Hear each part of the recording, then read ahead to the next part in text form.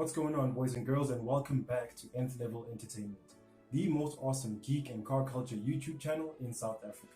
I am your host, Zweli Tumashamu, and today we're checking out Batman Soul of the Dragon.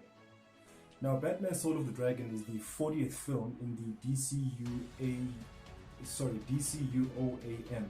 which stands for DC Universe Animated Original Movies.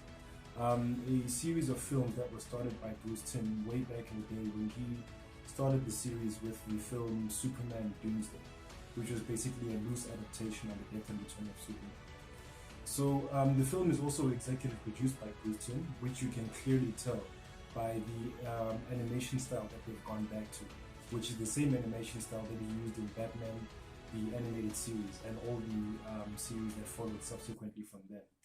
So the film is basically like an homage to the 70s era of martial arts action films, and also an homage to blaxploitation through their inclusion of the Bronze Tiger character, who is actually voiced by Michael Jai White.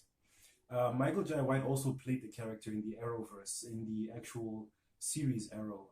He played Ben Turner, aka Bronze Tiger, who was originally an antagonist of Oliver Queen and eventually became an ally in the final season.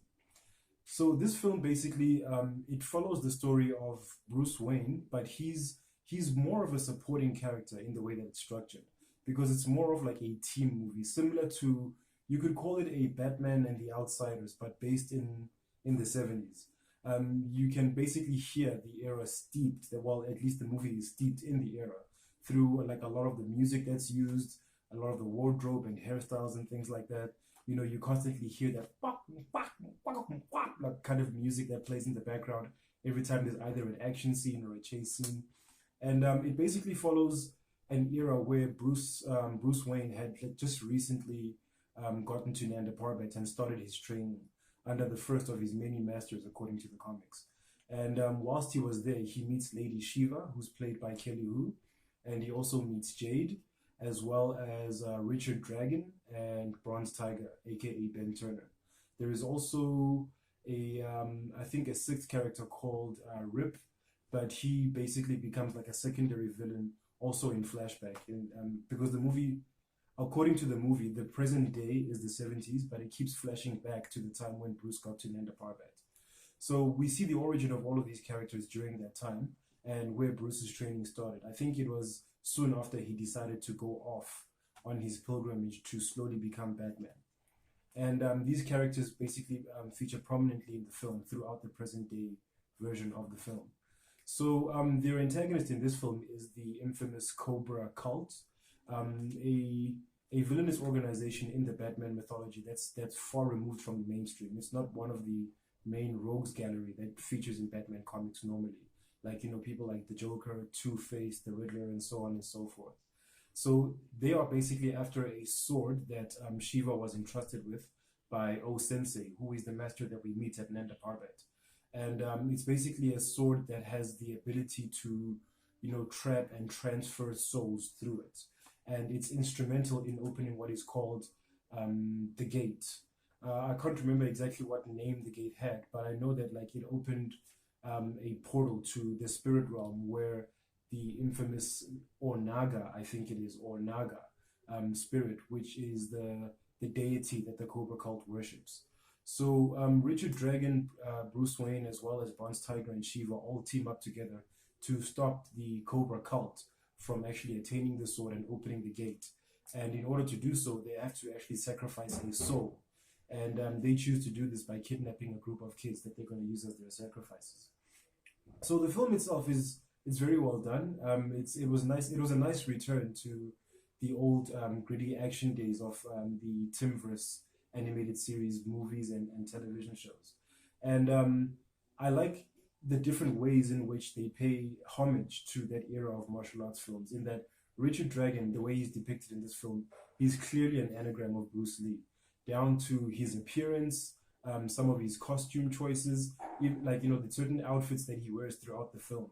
I could identify Enter the Dragon through some of the costume choices and the fighting style. I could identify the Game of Death as well, in how he dressed in that film when he was disguising himself as well. And Michael Jai White was, in a sense, playing himself, because The way that they chose to fashion Ben Turner, aka Bronze Tiger, was to make him look like Black Dynamite, which is another character that Michael Jai White is very famous for, who was also sort of like a staple of the blaxploitation, but in a spoof kind of way. Kelly Hu played Lady Shiva in a hauntingly cold way, in the way that she delivered her lines and some of the acting choices and character choices that Bruce Timm chose for the behavior of Lady Shiva throughout the film. The only thing that I didn't like about it is how Bruce Wayne, aka Batman, was kind of downplayed in the film, so that he could blend more into a team dynamic. I feel like they overdid it a bit, but I understand what they were going for because it wasn't completely about him. It was really a film about Richard Dragon, because what we find out at the end of the film that this Naga spirit needed to specifically possess him in order to permanently cross over into the mortal realm, and he was protected the whole time by O Sensei.